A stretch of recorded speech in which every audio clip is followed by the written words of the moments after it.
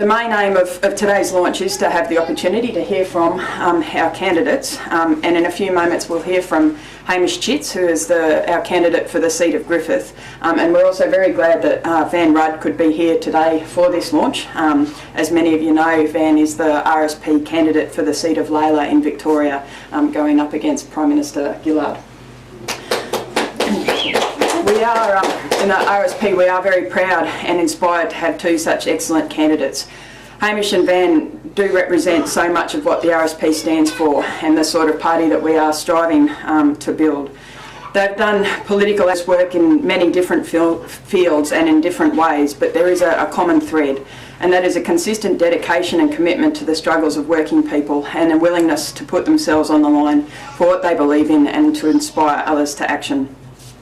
The constant refrain from mainstream politics is that we can't change anything and that we just have to sit back and let somebody else take care of things. And it's so important to struggle against that tide, and that's what we're aiming to do with this election campaign, to use the platform that it offers to speak to people about socialist solutions to the crisis of capitalism and to challenge the false solutions put forward by the capitalist parties with their racist fear-mongering.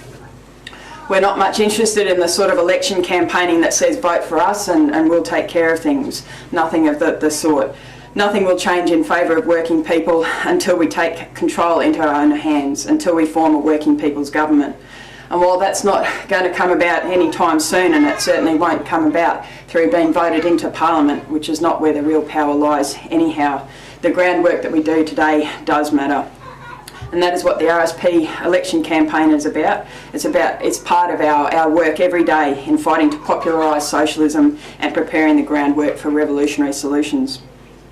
And popularising these ideas is something that Hamish and Van have been doing remarkably well at through this campaign already. Revolutionary Socialist Party, we're looking to inspire people and look at the working class as a whole. And one thing I must point out, and that is what I've had to debate over the last few weeks with relatives as well and with friends, is the Labor Party and Liberal Party, Greens don't look at this whole situation from a class perspective.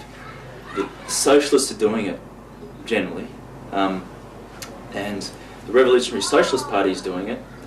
And so we'll look at, for example, the biggest debate I think which would occur, I think, in probably the next 5 or 10 years, is this sustainable population debate. And if you look at it from a class perspective, you look at examples coming from Cuba, you look at examples coming from, maybe not Venezuela as such yet, but the whole idea of sustainability is being put on, like working people are being blamed for the situation. In reality, we're the ones who can create a sustainable, here I am saying the freaking words, but we can create the sustainable economy. We can create this sustainable environment, because we're the ones who are tampering, we're the ones who deal with material reality. We touch the resources out there, we're making products, we're distributing them. So I'll just leave it at that, because I'm sure Hamish is going to go off a few notes that I don't have, but I'd just like to thank everyone for coming here. I think it's a great turnout, and I hope that what I can get out of this election campaign, and myself being a member of the party, is that we just go on fighting, and the revolutionary politics will no doubt come out in the near future, because the global economy is failing, there's no doubt about it. The capitalist economy is failing. So we've got to be prepared to not only be ears for people when they get really frustrated about the massive debts they're snowed under with, but also to encourage people to take the step into revolutionary thinking. Hamish is a founder of Stand Fast, a group of service people and veterans against the wars in Afghanistan and Iraq. He's an active unionist with the bus union, and is also a campaigner in solidarity with the Cuban Revolution and with Palestine, and is helping to organise the campaign of boycott, divestment and sanctions against Israel. He's also consistently supported the Aboriginal rights movement, the abortion rights movement, and many other struggles for justice. I'd like to introduce Hamish Chitts, the RSP candidate for Griffith. Many people are angry about the lack of difference between the major parties. which will continue to dominate government after August 21. Many are lamenting that the ALP's shifted to the right, but there's no shift. The ALP has always put the interests of a handful of extremely wealthy, the captains of industry or the capitalists in this country ahead of workers. It's not the ALP that has changed or the Liberals that have got worse. What's changed is the system, or more correctly, capitalism, which was a flawed and unsustainable system from the start, has declined and become more damaged since the golden ages of either of the two major parties. The simple fact is that capitalism can no longer afford even the modest political diversity of 40 years ago. The majority of people in Australia have nothing to gain from the growing wealth of a shrinking number of big corporations owned by a small number of billionaire families. This includes Australian companies like Coles and Woolworths that try to convince us to buy Australian and make them wealthier.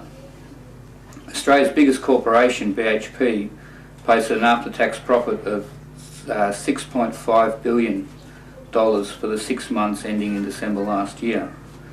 Such corporate profits guarantee a luxurious lifestyle for a very small number of people in Australia. Now, who should run this country? These giant corporations that profit from our labour, or the ordinary working people who every day produce all the goods and run all the services we need? The Revolutionary Socialist Party says that working people keep the country running, working people should run the country. While the ALP and Coalition feign concern for democracy in other countries, they ignore it in their own. 61% of people in this country want the troops brought home. There is no way that Gillard or Abbott could not know these facts, which is why the only way the capitalist parties are able to justify Australia's involvement in Afghanistan is by lies. Sources. No more troops should be exposed to death, injury or mental scarring for this. That is why the Revolutionary Socialist Party calls for the immediate withdrawal of all troops from Afghanistan. The RSP also calls for Australia to open its borders and build bridges, not gates, between the people of all nations. We have a responsibility to help the poor countries of the world, especially so when Australia participates in wars that devastate these countries. We should demand that the refugee boats be allowed to land and people fleeing war and persecution be given sanctuary, not locked up for years in detention prisons.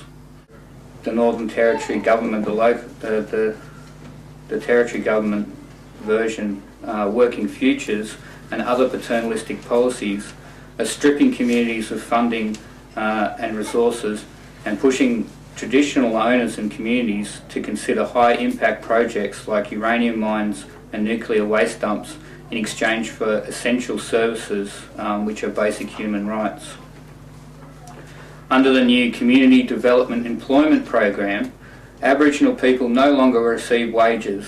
They are being forced to work providing vital services such as rubbish collection, school bus runs, sewerage maintenance, construction and aged care in exchange for quarantine Centrelink payments. We also demand an end to the government intervention into Aboriginal communities. And both Labor and the Coalition plan to extend the Northern Territory intervention, increasing controls over income management and expanding the acquisition of Aboriginal land. Aboriginal people are increasingly being turned into prisoners in their own homes. The only people who have rights over land in Australia are now the mining companies.